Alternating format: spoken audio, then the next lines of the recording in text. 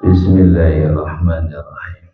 Assalamualaikum warahmatullahi wabarakatuh.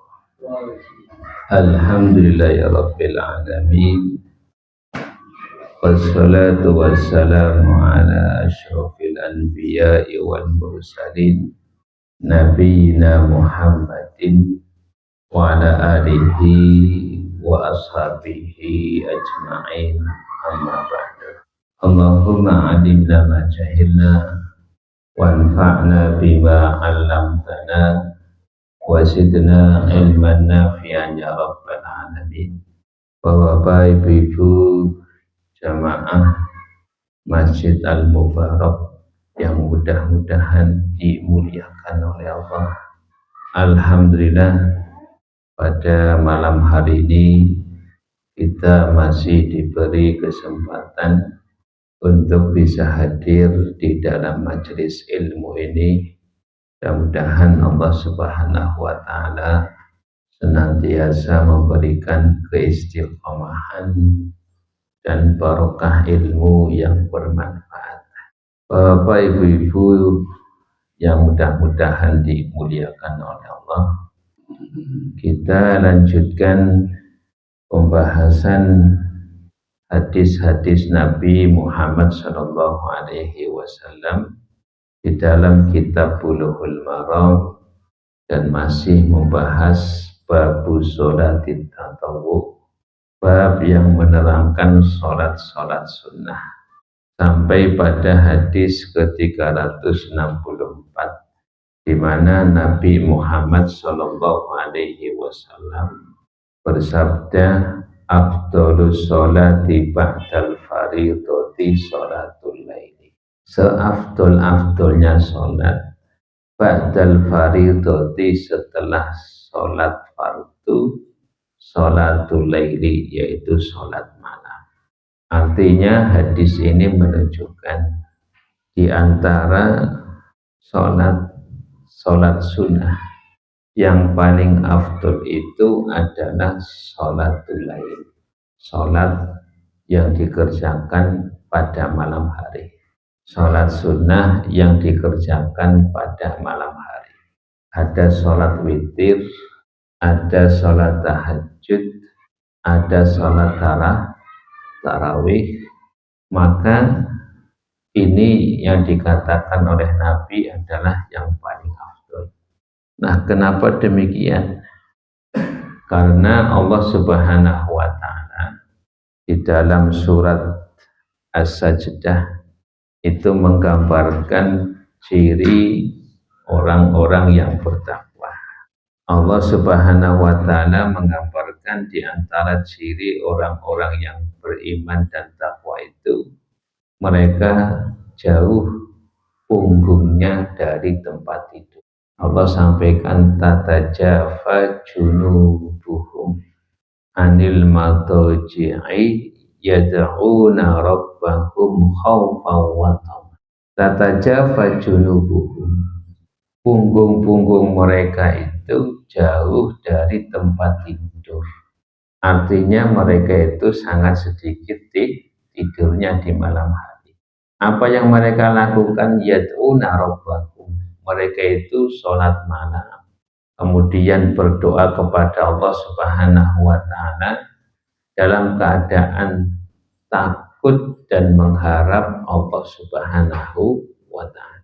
Dan di antara sholat malam yang paling afdol itu adalah sholat witir. Jadi sholat malam yang paling afdol itu adalah sholat witir. Maka Nabi Muhammad SAW itu tidak pernah meninggalkan sholat witir. Maka hadis-hadis berikutnya itu membahas tentang masalah sholat witir. Nah, maka pada hadis yang ke-365 Ibnu Hajar Al-Asqalani mulai menjelaskan tentang sholat witir. Wa an Abi Ayyub Al-Ansari radhiyallahu anhu, dari sahabat Abu Ayyub Al-Ansari radhiyallahu anhu anna Rasulullah sallallahu alaihi wasallam, bahwasanya Rasulullah sallallahu alaihi wasallam qala, beliau bersabda, al-witru haqqun ala kulli muslimin. Salat witir itu hakun, sangat dianjurkan, ala kulli muslimin, bagi setiap orang muslim. Man ahabba an yutira bi khamsin falyaf'al. Man ahabba, barang siapa yang menghendaki, barang siapa yang menyukai, an yutira bi khamsin, untuk melakukan salat witir, bi khamsin, dengan 5 rakaat, falyaf'al, maka lakukan. Waman ahabba, dan barang siapa yang menghendaki, menyukai, an yutira, untuk melakukan salat witir, bisalasin, dengan 3 rakaat, falyaf'al, maka lakukanlah. Waman ahabba an yutira bi wahidatin falyaf'al, dan barang siapa yang mencintai, menyukai, an yutira, untuk melakukan salat witir, biwahidatin, dengan 1 rakaat, falyaf'al, maka lakukanlah. Rawahul arba'atu illa Tirmidziyah wa sahahahu Ibnu Hibban wa rajjahan Nasa'i waqfahu. Nah, ala kulli hal, hadis ini hadis yang disahihkan oleh Ibnu Hibban, dan menurut An-Nasa'i itu riwayat mauquf dari Abu Ayyub Al-Ansari. Tapi hadis ini bisa dipakai. Nah, hadis ini menunjukkan bahwasanya sholat witir itu sangat dianjurkan, sampai-sampai dengan lafadz hakun ala kulli muslimin, artinya sangat dianjurkan bagi setiap muslim. Nah, kemudian di dalam hadis ini Nabi Muhammad SAW menerangkan tentang jumlah rakaat witir. Di sini Nabi menjelaskan 5 rakaat, 3 rakaat, 1 rakaat, 1 rakaat. Nah, jadi 5 rakaat, 3 rakaat, 1 rakaat. Nah, kemudian kalau memang misalnya kita itu ingin melakukan sholat yang 5 rakaat, maka 5 rakaat dengan 1 salam, boleh demikian. Ya, sebagaimana penjelasan daripada Syekh Shalih Ibn Fauzan, beliau mengatakan boleh 5 rakaat dengan 1 salam, tapi harus khusyuk. Kenapa? Barangkali lupa. Soalnya 5 rakaat langsung dengan 1 salah. Atau misalnya 5 rakaat dengan 2 rakaat salam, 2 rakaat salam, kemudian 1 rakaat salam. Nah, itu tidak mengapa. Nah, ini kalau 5 rakaat bisa langsung 5 rakaat sekali salam, atau 5 rakaat 2 rakaat salam, 2 rakaat salam, kemudian 1 rakaat salam. Nah, kalau 3 rakaat salam, 1 rakaat salam. Ini kalau 5 rakaat. Nah, tapi jarang yang melakukan. Ya, yang 5 rakaat. Nah, karena sudah tahu hadisnya, dicoba 5 rakaat. Ya, 3 rakaat sudah pernah, 1 rakaat mungkin sering.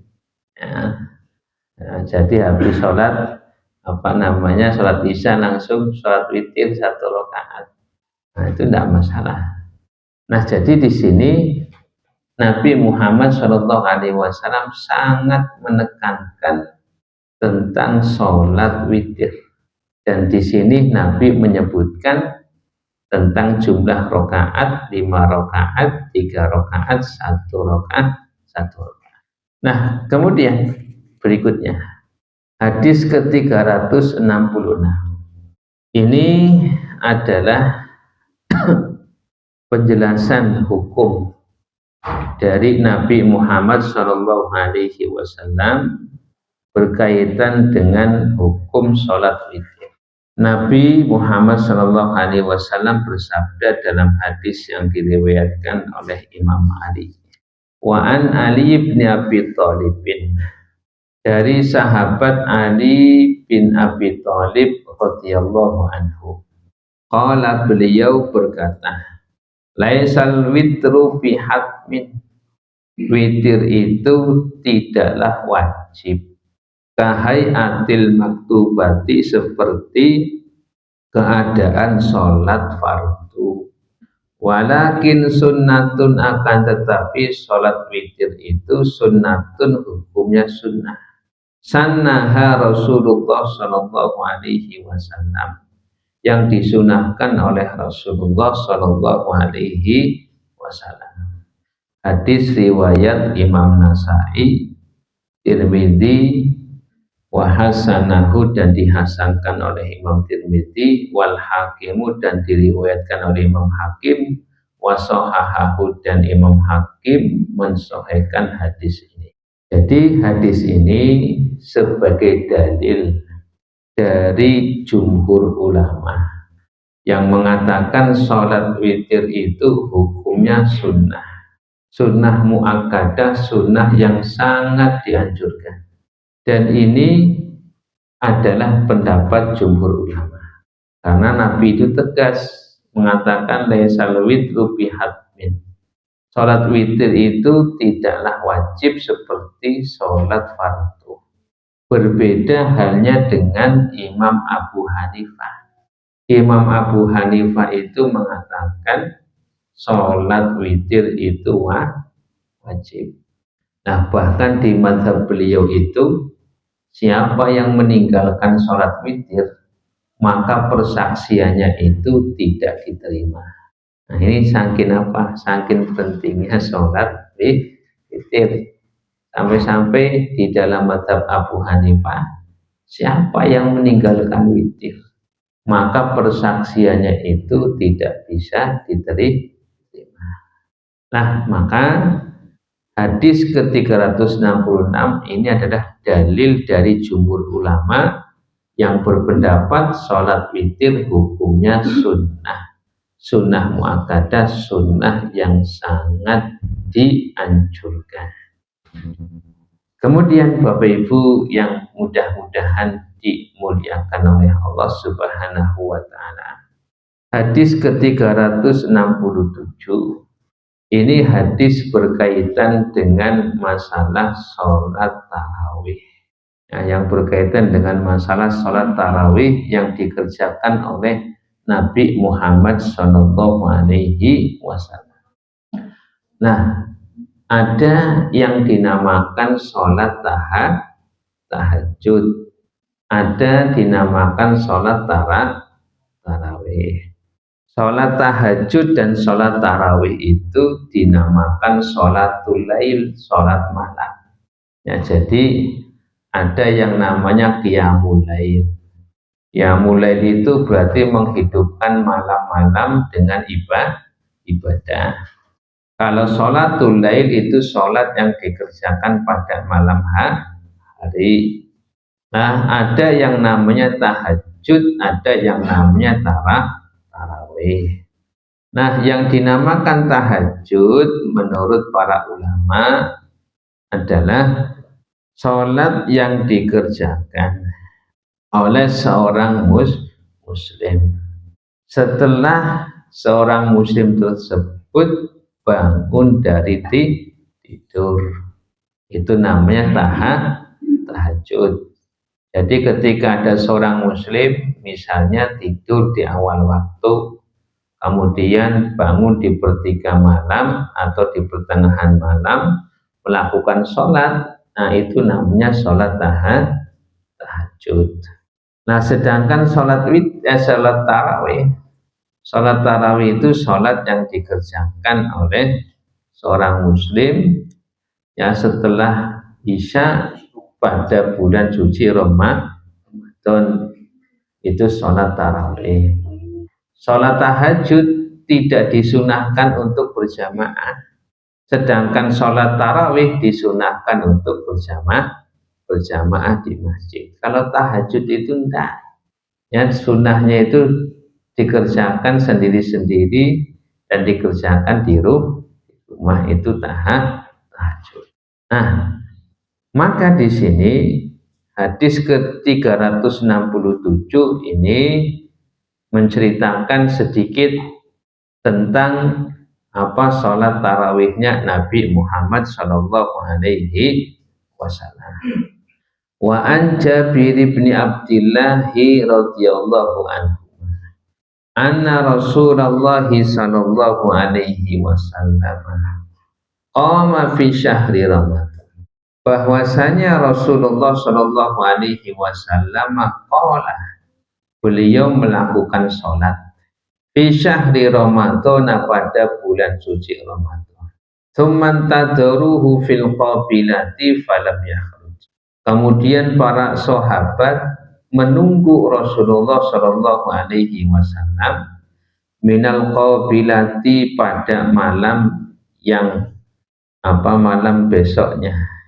Falam yakhruj, akan tetapi Nabi itu tidak keluar.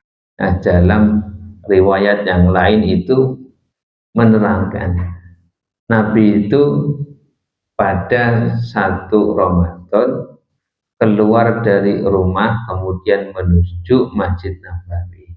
Kemudian Nabi melakukan sholat dan diikuti oleh para sahabat. Disebutkan Nabi itu sholat 3 malam di masjid. Kemudian pada malam yang keempat, para sahabat itu menunggu. Nah, kemudian Nabi itu tidak keluar. Nah, kemudian Nabi Muhammad Shallallahu Alaihi Wasallam mengatakan, waqala, beliau bersabda, inni khasyitu an yuktaba alaikumul witr. Saya takut kalau sholat witir itu diwajibkan atas kalian. Di dalam riwayat yang lainnya, ini khasyitu an tufradda alaikum. Dalam riwayat Muslim, walakin khasyitu an tufradda alaikum sholatul laili fatajisu anha. Nah, kata Nabi, akan tetapi aku ini takut kalau memang diwajibkan atas kalian sholat malam, sehingga kalian itu tidak sanggup untuk melaksanakannya. Nah, baik itu tarawih ataupun witir.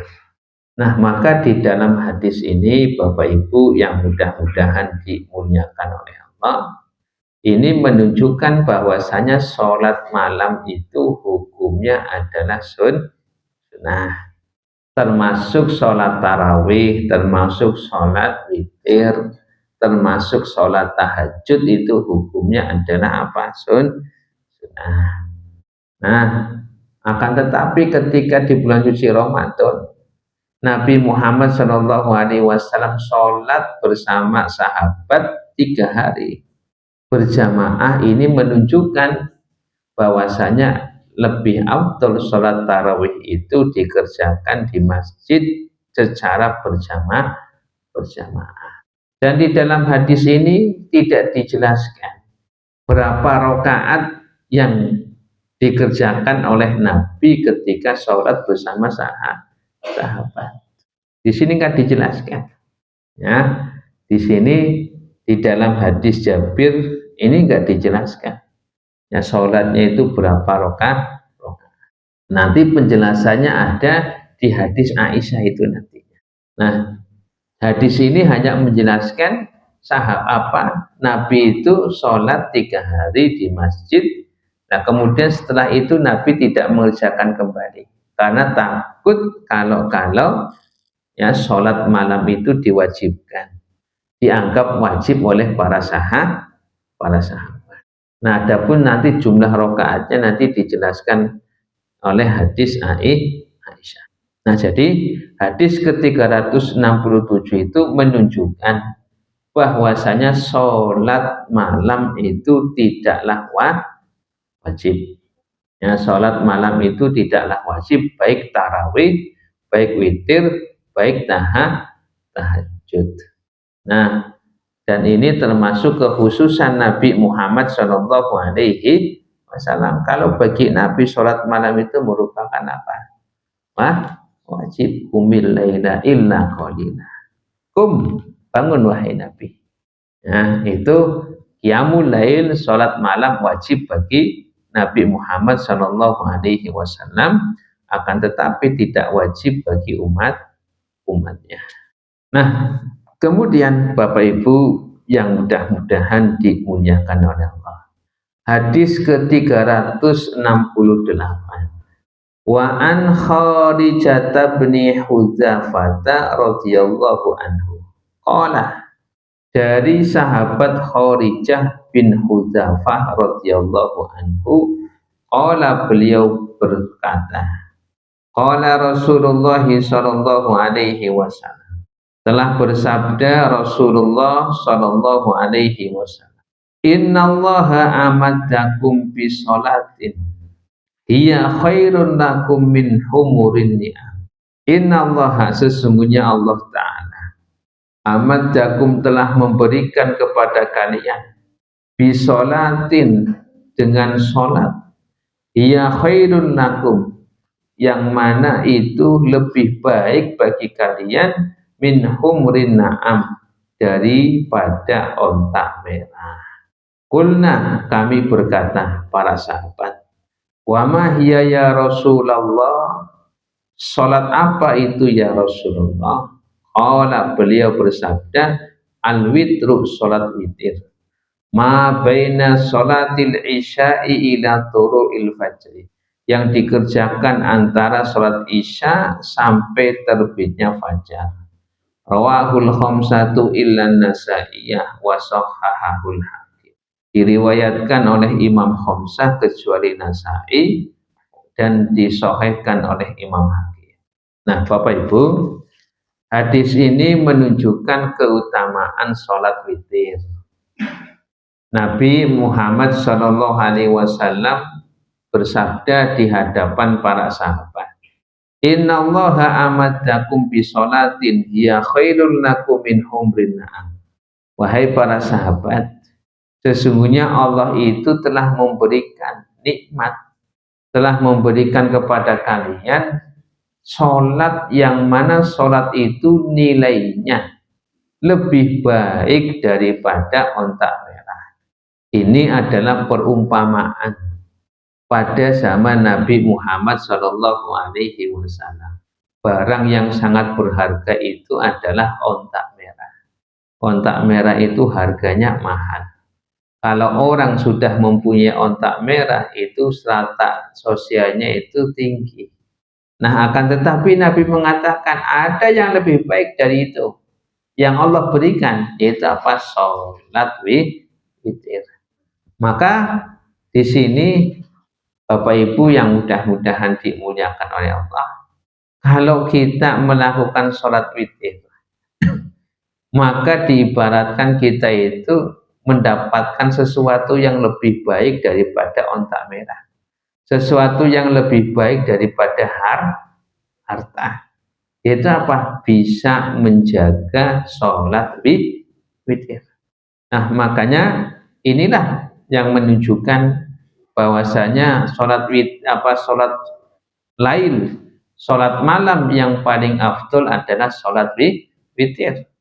Nah, karena Nabi mengatakan lebih baik daripada onta merah, artinya lebih baik daripada harta yang kalian miliki, lebih baik daripada harta yang dicari oleh manusia, yaitu apa? Onta merah. Nah, kemudian Bapak Ibu, di dalam hadis ini menunjukkan tentang waktu sholat witir. Kata Nabi, ma bainal isya'i ila tulu'il fajr. Nah, jadi Nabi mengatakan al-bidayah. Bidayah itu permulaan waktu sholat witir. Kapan? Ma bainal isya, setelah sholat isya, ila tulu'il fajri, sampai terbitnya fajar. Maka sholat witir dikerjakan setelah sholat isya. Kalau sholat witir dikerjakan sebelum sholat isya berarti tidak sah. Begitu juga sholat witir yang dikerjakan setelah terbitnya fajar itu tidak sah. Karena waktunya adalah kata Nabi ma bainal isya'i ila tulu'il fajri. Antara sholat setelah sholat isya sampai terbitnya fajar. Nah ini Nabi menunjukkan waktu sholat witir. Nah kalau misalnya Bapak Ibu bangun jam 4 itu masih ada waktu, berarti bisa melaksanakan sholat witir. Nah kemudian Bapak Ibu yang mudah-mudahan dimuliakan oleh Allah, hadis ke-369, wa an Abdillah ibni Buraidah, wa an Abdillah, dari sahabat Abdullah ibni Buraidah radhiyallahu anhu, an abihi, dari bapaknya, qala, beliau berkata, qala Rasulullah sallallahu alaihi wasallam, telah bersabda Rasulullah sallallahu alaihi wasallam, al witru hakun, salat witir adalah hak yang harus ditunaikan. Faman lam yutir falaysa minna, barang siapa yang tidak salat witir, falaysa minna, maka bukan dari golonganku. Akhrajahu Abu Dawud bisanadin layyinin wa sahahahul Hakim. Diriwayatkan, dikeluarkan oleh Imam Abu Dawud dengan sanad yang lain dan disahihkan oleh Imam Al-Hakim. Walahu syahidun dhaifun an Abi Hurairah radhiyallahu anhu inda Ahmad, dan hadis ini ada syahid penguat, akan tetapi penguat yang kedudukannya dhaif, dari sahabat Abu Hurairah yang dikeluarkan oleh Imam Ahmad.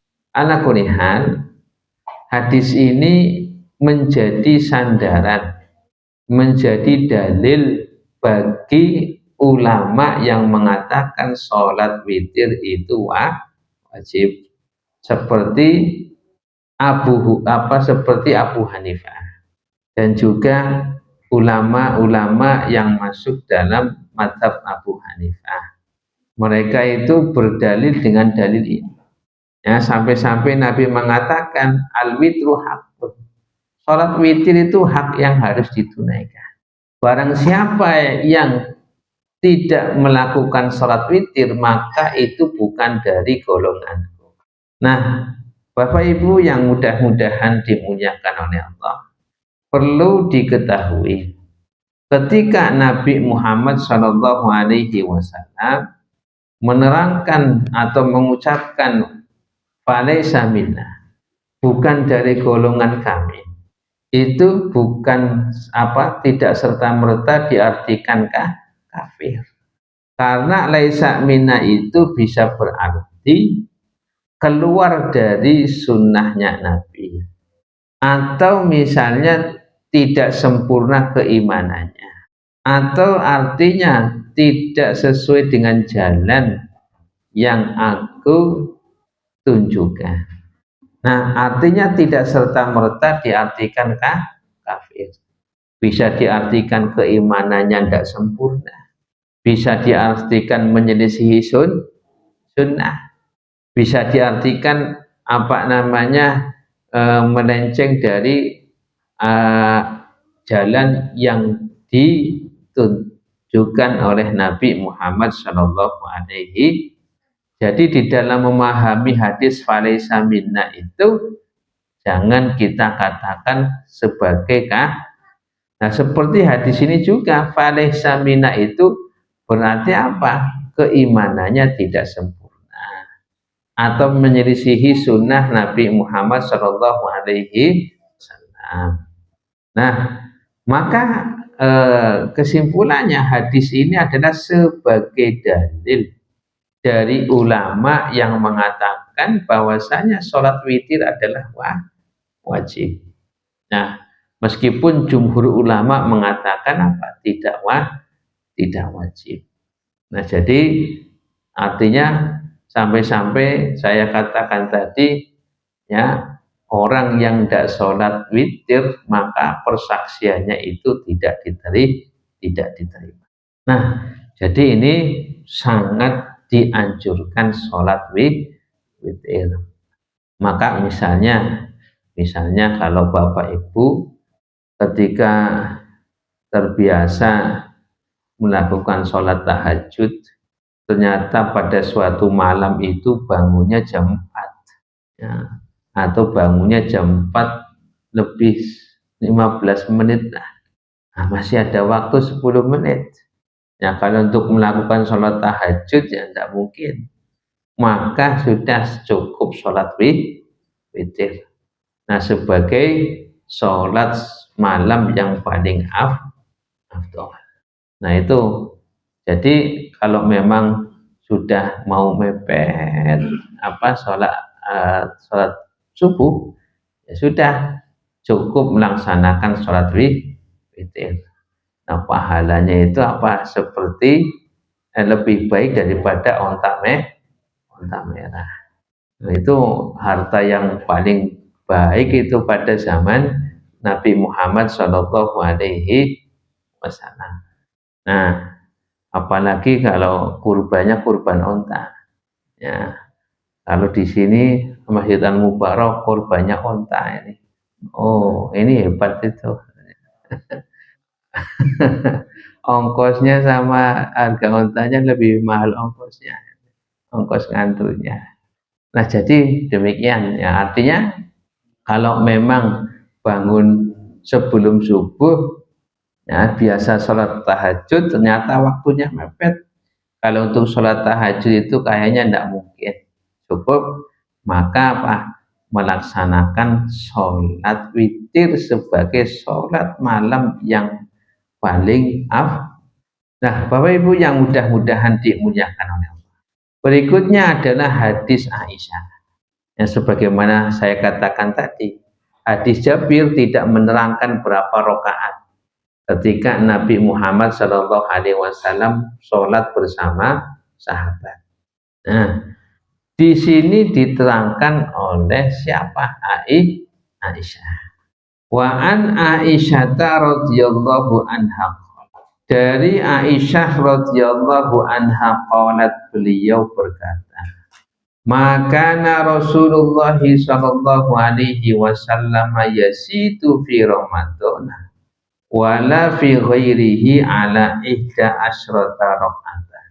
Maka Rasulullah, tidaklah Rasulullah sallallahu alaihi wasallam yasitu menambah fi Ramadan pada bulan suci Ramadan wala fi ghairihi dan di luar bulan suci Ramadan ala ihda asyrata rakaatan atas 11 rakaat.